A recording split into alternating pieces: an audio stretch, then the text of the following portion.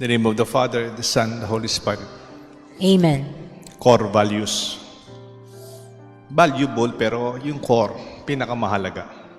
May mga bagay pang mas mahalaga. Jesus always speaks from His own experience. Hindi lang po sa nabasa niya, narinig niya. Ito'y galing sa kanyang kalagayan. Parang mga teacher, maganda rin mga teacher na ang kanilang tinuturo, hindi lang theoretical, galing sa kanilang karanasan. Life-tested principles. Halimbawa, itong gospel natin ngayon. When He was proclaiming, "Blessed are you who are poor," because Jesus knew poverty. Because Jesus Himself was poor. Mahirap siya. He was never rich. Alam niyo naman kung saan siya sinilang, sa lalabangan. And even in His lifetime, He never owned His own house. And even He instructed His disciples to carry no extra tunic, no money bag when He went out to preach. Because this is the way He preached. He had no money and He had no extra tunic. This was His way of life. During His active ministry, He had no home of His own. No family to care for Him and for His needs. Siguro when He was younger, Mary and Joseph was there. But later on, when He was in active ministry, He had nothing. Blessed are you who hunger, those who are hungry. Ako rin, gutom. Jesus experienced hunger. He was no stranger. He knew the meaning of scarcity and only relied on the generosity and those who welcome Him in their home. Meron nga minsan sabi, "Lord, I want to go with you. Lord, I want to follow you. Where do you live?" Sabi ni Jesus, "Foxes have den, birds of the skies have nest. The Son of Man have no place to lay His head upon." Mabuti pa yung asong gubat, may lungga. Yung mga ibon, may tilasalay. They have nest. Ako, I have nowhere to stay. That's how poor Jesus was. And yet He said, "Blessed are you who weep," because He Himself wept at the death of His dear friend Lazarus. He must also have wept out of His compassion for the hungry, the sick, those who are in despair, who were suffering as He encountered them. Out of His deep compassion, He must be crying for them. As we continue to reflect on the Beatitudes, we recognize that Jesus did not only preach about them, it was about His life. Blessed are those who are rejected and those who are insulted. In Mark chapter 6, He went home. Umuwi siya. He preached at Nazareth. He was rejected and insulted by his own town and at Nazareth. Sabi niya, sino ba yung nangangaral na yan? Hindi ba anak ng kalpentero yan? Kilala naman natin yan, hindi ba? And he was not accepted. Sa sama ng loob nga yata ni Jesus, sabi niya, "A prophet is without honor except his own town and among the relatives and his own household." Masakit yun, that you'll be rejected by your own, yung hindi iba sa'yo. And yet, He went on to preach. He went on with His mission. Hindi niya pinatulan yung ganyang mga reaction. Jesus speaks from experience. His words are not empty. They come from life, rooted in His own convictions and core values. Pag pinaghirapan mo ang buhay mo, mas alam mo ang halaga kung anong meron ka. Because there is strength in the core values. Dito ka naninindigan. Dito ka nakatayo. These are your roots, your source of nourishment. Meron pong isang statesman, ang pangalan niya Henry Kissinger. He once said, "A diamond is just a chunk of coal that did well under pressure." Yung mga diamond ninyong mahal, ano lang yan? Coal lang yan, bato-bato lang yan. But they did well under pressure, under tremendous heat. And in a similar way, life's challenges shape and strengthen our core values, our diamonds in life. As we mature, we hold on to these values as guiding principles, especially during difficult times. We often hear the wisdom passed from those who are overcoming struggles in their life. Kung meron tayong pinagdaanan na mahirap, keep them. They are your diamonds. They are the stories that could inspire the young and even those who are discouraged. Huwag po ninyong sisihin ng Diyos. Huwag kayong mawala ng pananampalataya. Pag dumadaan kayo na mahirap, you discover later on, these are really your own sense of pride. May naging kaklase po ako, civil engineer. Ito ang katabi ko, sinasabi ko, Richard, sabi ko sa'yo, maglo-lawyer ka ba? Ba't di ka na lang magpare? Sabi ko, sandali lang po, maglo-law muna ako. Pwede kang mag-law, mag-aral ka muna ng law, tapos magpare ka na lang. May kaklase ko, civil engineer. Kaya lang hindi pa siya nag-board exam. Nag-uusap siya sa kanyang, sa aming direktor, Pader. Habang nasa seminaryo po ako, pwede akong mag-review. Gusto kong mag-exam, board exam. Sabi nung pare, no, you cannot study in the seminar and then go out to review. If you want to review, review on your own time. Hindi man po siya naka-formal review for engineering, ha? Nag-review lang siya sa seminaryo. Sinisingit siya sa mga subjects namin. Pumasa po siya sa board. Engineer na po, civil engineer na. Kaklase ko. Nakapagtrabaho pa sa Middle East. Kaya lang, di siya nagpare. Pero sinasabi niya sa mga anak niya, yung mga anak niya, kasi siya nakapag-abroad, nag-engineer sa abroad, mga lalaking project. Sinasabi niya sa mga anak niya, natapos na yung mga anak niya. Kayo, maswerte kayo. May nag-aral sa Lasal, management. May nag-aral sa College of Assumption sa Makati. May sa St. Benilde. May doktor, may engineer, may management. Sabi niya, natapos kayo, kaya lang, sustentado kayo sa pag-aaral ninyo. Wala kayong problema sa tuition fee. Nung ako nag-aaral, sabi niya, kinukwento niya sa mga anak niya, kailangan kong mag-drive ng tricycle para may allowance ako. Paggabi, nagtitinda ako ng balut para may allowance ako. Minsan, sabi niya, final exam, hindi pa ako bayad. Hindi ako makapasok sa classroom kasi wala ko resibong bayad ng aking tuition fee. Nag-exam na yung mga kaklase ko. Ako nasa labas, maiyak-iyak. Inihintay ko yung nanay ko, nakapila sa finance office, nagpapapirma ng promissory note during that time. Nung binigay ng nanay ko yung promissory note na nakapirma na yung Vice President for Finance, doon pa lang ako pinapasok ng class teacher para makapag-exam. Halfway, halos patapos na yung ibang classmate ko, doon pa lang ako nag-exam. Hinabol ko. Pumasa naman ako, sabi. Kaya sinasabi niya sa mga anak niya, siguro, kung naranasan ko yun, mas magaling pa ako. I'm saying, many among us, maybe, you went through your own difficult stories. How blessed are the children today. But those stories of ours, they are the beatitudes of our life.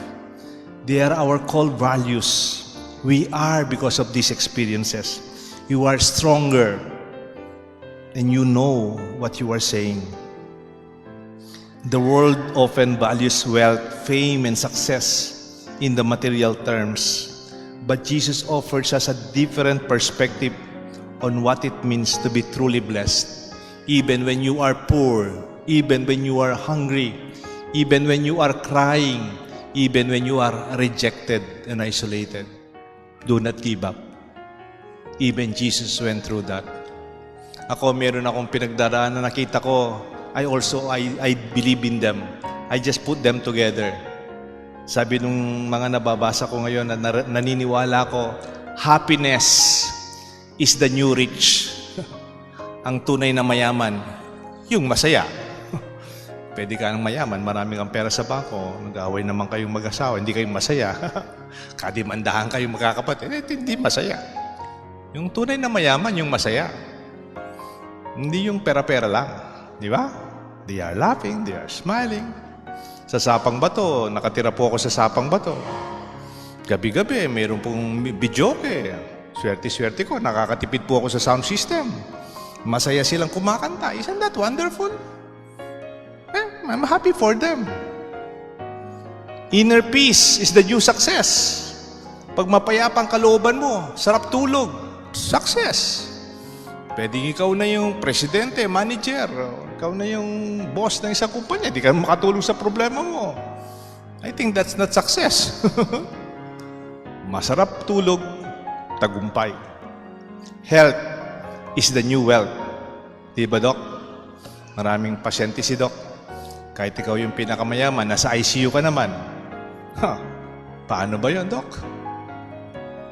Again, sa DECA, piyesta sa DECA, noong February 11. Yung DECA, kasama po sa parokya natin, ang kanilang feast, February 11, Our Lady of Lourdes. Nag-misa ako ng alas 6. Umulan! Kaya lang, nag-arkila po sila ng sound system at saka lights dun sa may basketball court, open court. Nabasa. Yung kanilang title, Dancing with the Seniors. Paano yan? Naghihintay yung mga seniors, nakalidabas na po yung damit nilang matagal nang hindi nilalabas. Yung kanilang mga boots at saka mga outfit. Binuhat po yung mga sound system, nilagay doon sa chapel. Nung wala lang misa, total, multipurpose hall lang naman. Masikip lang po, pero doon sila sumasayaw-sayaw. Senior citizen. Pinagsalita nga po ako, sabi ko, sana all. Sana pag kanyan na ako kaedad, 80 years old, sumasayaw pa ako. That is wealth. Sana ang nanay ko, 81 years old, kung nakikita ko sumasayaw kasama nyo, I will be very happy for her. Isn't it? Go and be wealthy, but be healthy. Take good care of your own health. Green is the new gold. Yung green dito, hindi po yung dollar, no? Wag yung dollar. Yung green, your garden. Our environment, the trees that we take care. That is our new gold. Without these trees, without our environment, we will lose our own water, our own natural resources that we need. Space is the new luxury. Kala ko noon, pag marami kang gamit, okay ka. Napapansin nyo, ang dami nyong gamit, masikip na yung kwarto mo. Masikip na po yung lugar nyo. Minsan, nag-bless ako ng bahay. Siyempre, bago yung bahay, binless ko. Kinasal ko, tapos binless ko yung bahay ko after a few months. Sabi niya, sorry, Father, yung bahay namin bago, kaya lang wala pa kaming gamit. Kasi yung gamit nila, upuan, sakto lang, tapos lamesa, tsaka konting chairs, at tsaka yung kanilang plato, sakto lang sa kanilang mag-asawa. Okay lang yan. Sabi ko, enjoy the space. Why you have it? Pag matagal na yung bahay na yan, siguradong masikip na kayo sa maraming kalakuti, tawag sa Kapampangan. And then you realize the space that you have is actually the new luxury. And I believe kindness is the new cool. Noon, kala ko yung magagaling. Kinabibiliban ko po yung magagaling. Gusto kong maging magaling. Gusto kong academically may grade. Okay din yun. Pero ngayong matanda na po ako, I realize there's something better than being knowledgeable. It's also being kind.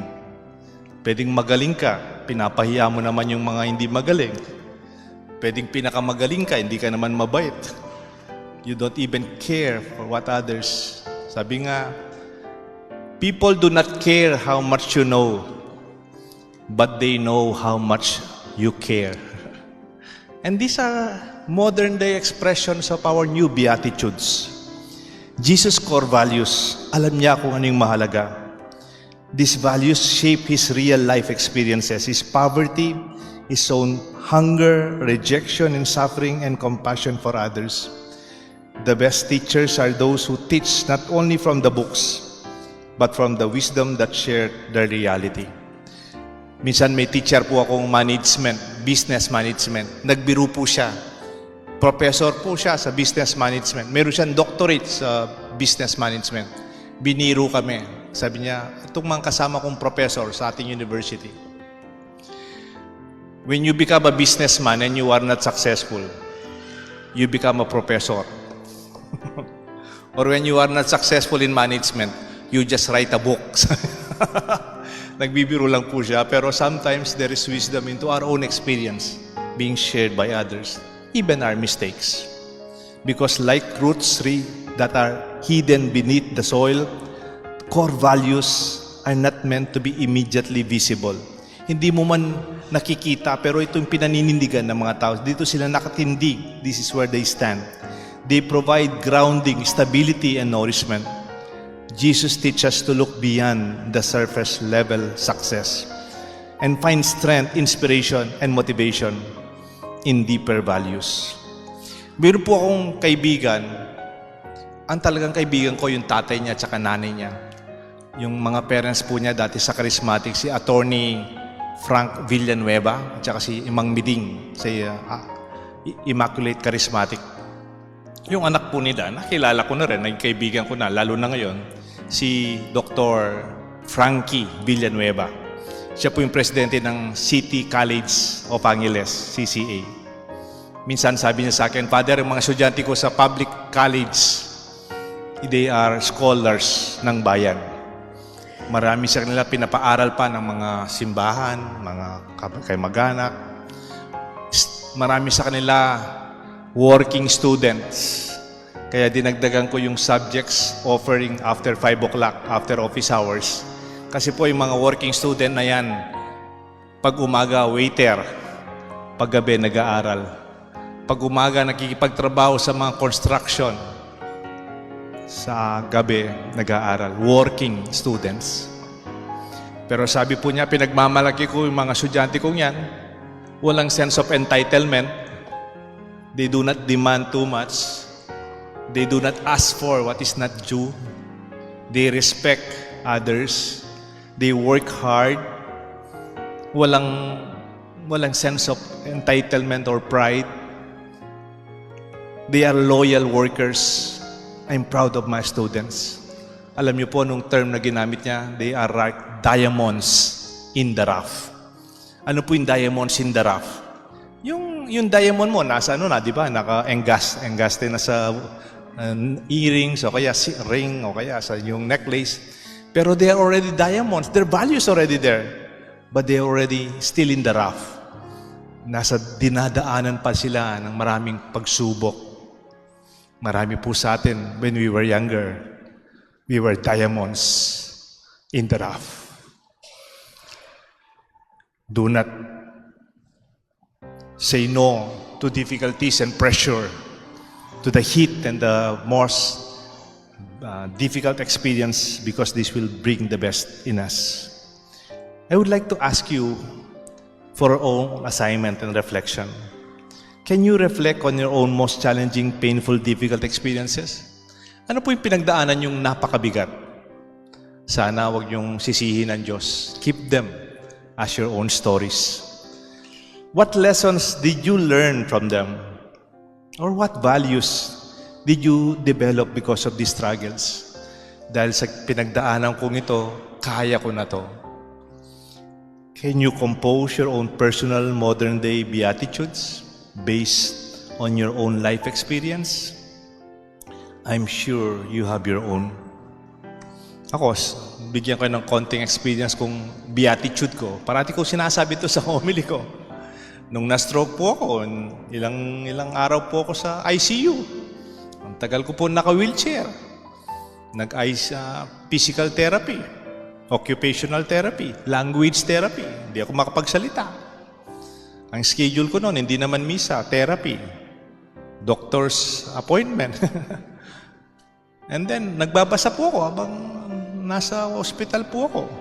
Yung isang nabasa ko, simple lang, sabi niya, even broken crayons color.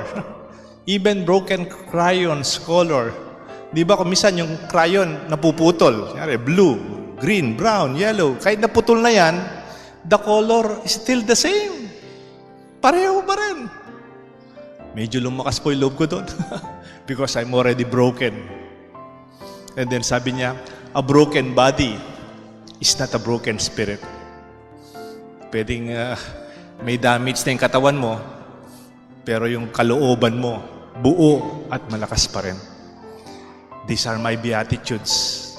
I hope you have your own and carry them as your principle, as your core values. May God bless us all, the Father and the Son and the Holy Spirit.